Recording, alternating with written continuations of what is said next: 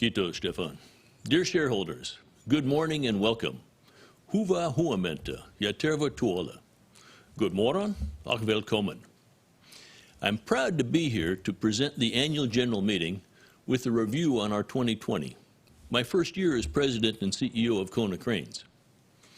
Despite the challenges caused by COVID-19, we achieved a lot, and I'm excited for this opportunity to update you on the great progress we made last year. There are 4 themes I will cover in my presentation today. I'll begin with a summary of our 2020 highlights, the financial performance, sustainability, improvements, and strategic initiatives. I'll also briefly touch on our upcoming merger with Cargotec. And then I'll move into 2021 and discuss our current market environment as well as our outlook. And finally, I'll close by sharing some insights on the key focus areas that we are addressing this year in 21. In brief, 2020 was a year like no other and fundamentally transformative for Konecranes. We operated successfully in the COVID pandemic, keeping our people safe and our customers running. We sharpened our strategy, deciding to extend our business beyond lifting into the broader material flow, and putting in place strategic initiatives to significantly and sustainably improve our business performance. We accelerated our technology and digitalization, reduced climate impact for ourselves and for our customers, and we improved diversity and inclusion in our business. We delivered impressive financial results, setting records for sales and profitability in the second half. In addition, we announced plans to merge with Cargotec to create a global leader in sustainable material flow, perfectly aligned with our strategy and underpinning our growth ambitions. Let's begin with our 2020 financial performance. Our results last year were very much affected by the COVID outbreak and the pandemic. In March, we had to withdraw our guidance due to volatility and uncertain market conditions. However, we adapted to the pandemic and the new normal rapidly and successfully. The enhanced utilization of our technology and digital telemetry allowed us to adjust our business in almost real time. The insights from our tens of thousands of connected devices and equipment around the world were leveraged to balance our demand and supply and ensure that our operations fully supported our customers. We resumed giving guidance in July, and our full-year financial results were broadly in line with those expectations in July. Though we set new sales records in the fourth quarter, our annual sales declined 3% with comparable currencies due to the pandemic. Our rapid response to the pandemic and adjusting our cost base led to 2 consecutive quarterly adjusted EBITA margin records during the second half. And as a result, the group adjusted EBITA margin was 8.2% versus 8.3% in 2019. As Christoph explained in his results, the board is proposing a dividend of 88 per share for 2020, which is aligned with the combination agreement and was already announced on our October 1st announcement.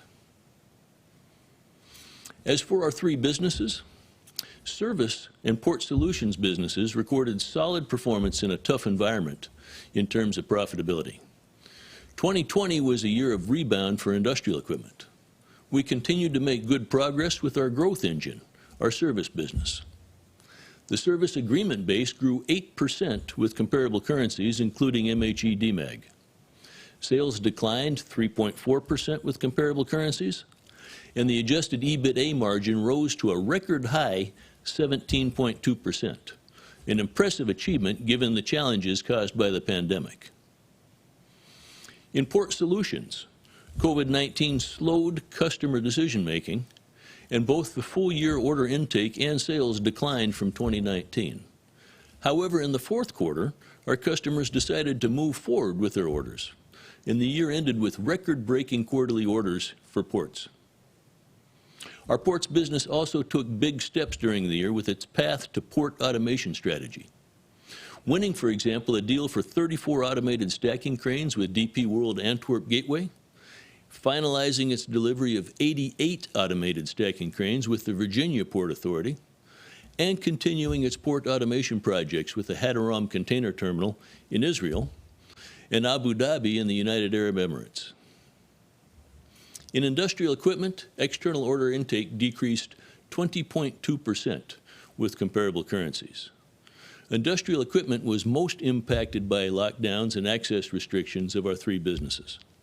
However, profitability rebounded nicely as a result of our strategic initiatives, mainly the process crane profitability improvement and streamlined manufacturing. So now let's look at our key 2020 figures in more detail. Orders received totaled approximately 2.7 billion euro, which was a decrease of 12.6% versus 2019 with comparable currencies.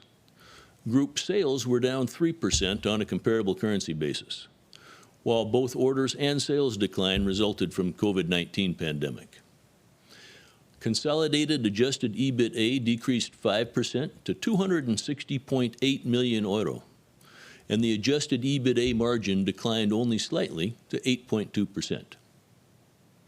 Free cash flow was 366 million euro positive, which was an impressive result. Konecranes has a healthy balance sheet. Net debt decreased by 78 million euro last year, and gearing at the end of 2020 was approximately 46% and continues to be well below the ceiling set by our board. In parallel with mitigating the impact of the COVID-19 on our business, we advanced our strategy. We decided to extend beyond lifting into the broader material flow of our customers and identified 6 strategic initiatives to strengthen our core competencies. Service is our growth engine. Over the past 3 years, the service business has been very successful in growing its profitability. We expect to grow service revenue and profitability further. Our unique global field service network, together with our digital service platform and tools, enables us to drive further growth. Our second strategic initiative is the industrial equipment profitability improvement, which has been very much in focus since I joined the company last year. Turning around our process crane business that has been making losses for many years is one of the key drivers when improving the industrial equipment profitability. Last year, we focused on renegotiating unprofitable crane projects in our order book. We set new higher thresholds for new projects, and we've won many new deals with these higher profitability thresholds. Industrial equipment's adjusted EBITA margin exceeded 5% in both the third and the fourth quarters, and gives us confidence that we're on a good track with this initiative. Around 1 billion euros of Konecranes sales each year is project business. Thus, a standardized world-class project management is a must for us. We will create significant value through improving our project management execution. Fourth, we drive procurement savings, both direct and indirect. Our lean focus is not only on the shop floor and manufacturing related, it encompasses all of our business operations, and there remains significant potential to improve the efficiency and performance of our operations, manufacturing, and supply chain management by implementing lean practices and reducing excess capacity across our company. Finally, we continue to drive efficiency improvements throughout the company, and we're identifying opportunity for business process efficiency improvements within our administration and group functions. While we delivered strong operational and financial performance under challenging circumstances, I'm proud that at the same time we progressed in our efforts to ensure that, together with our customers and our suppliers, we operate more sustainably to reduce our climate and environmental impact. We continued to make steady progress towards our key climate targets. By the end of 2020, we reduced the energy intensity of Konecranes by 23% compared to our 2017 baseline. And our target is to achieve 25% reduction by the end of 2025. Our emissions intensity was down 29% from our 2017 baseline. And by the end of 2025, we target to reduce Konecranes' CO2 emissions by 50% from that same baseline. And finally, 30% of the electricity consumed by our factories last year was from renewable sources. Our target is to be at 100% of renewable sourced electricity by the end of 2025. In 2020, we also made clear progress on our diversity and inclusion roadmap. Raising awareness globally and locally, we trained the organization about unconscious biases and the importance of founding the company's culture on diversity and inclusion. Diversity and inclusion activities were also used to boost the sense of togetherness, especially during the pandemic. In addition, we conducted a human rights risk screening in 2020 with the help of an external service provider specializing in human rights. This exercise covered our own activities, our supply chain, and the use of our products. The focus of the risk screening was on people instead of business impact. In 2020, we also made meaningful advances in sustainability. We signed the Science-Based Targets Initiative commitment letter in late 2020 and will define new climate targets for our business this year. We're already systematically focusing on reducing the carbon footprint of our own operations and charting emissions from our supply chain as well as from the products and solutions we provide for our customers. Committing to the Science-Based Targets Initiative takes these efforts to the next level. One key development on this front in 2020 was the release of our fully electric forklift truck, the EVER, which is powered by an efficient lithium-ion battery and combines the quality, power, and productivity of our conventional forklift trucks with the latest eco-efficiency technology. In comparison with a standard diesel engine, Konecranes EVER has 0 direct emissions and cuts energy consumption by up to 70%. We also announced our partnership with the Ocean Cleanup, the Dutch nonprofit organization that's developing advanced technologies to rid the ocean of plastic. Our job is to design, manufacture, and service the Ocean Cleanup's interceptor vehicle, which extracts plastic from rivers before they enter the world's oceans. This ramping up of production is an important step as the nonprofit prepares to tackle the world's 1,000 most polluting rivers. As our sustainability work continues, we've been recognized for the work done so far.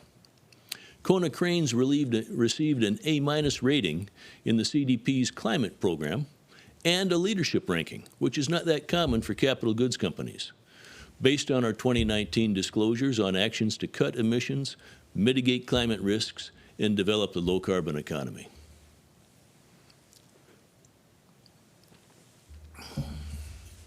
While 2020 included many important and positive developments within Konecranes, there's no doubt that the most important event from last year was the October 1st announcement of our merger plans with Cargotec.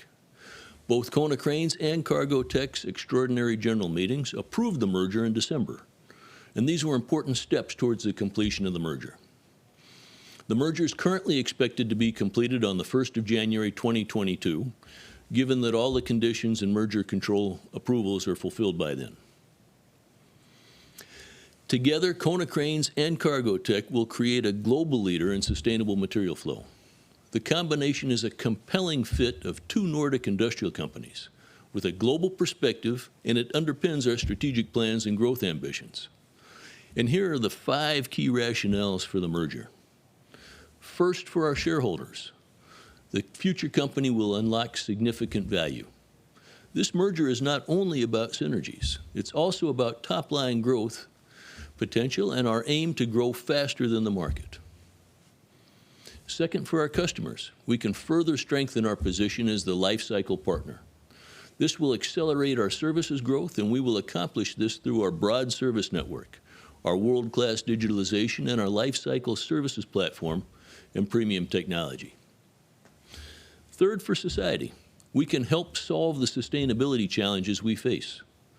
Our work towards this goal with innovation, accelerating our capabilities and offerings in automation, robotics, electrification, and digitalization, and our complementary technology skills and increased R&D scale are great assets in achieving this goal.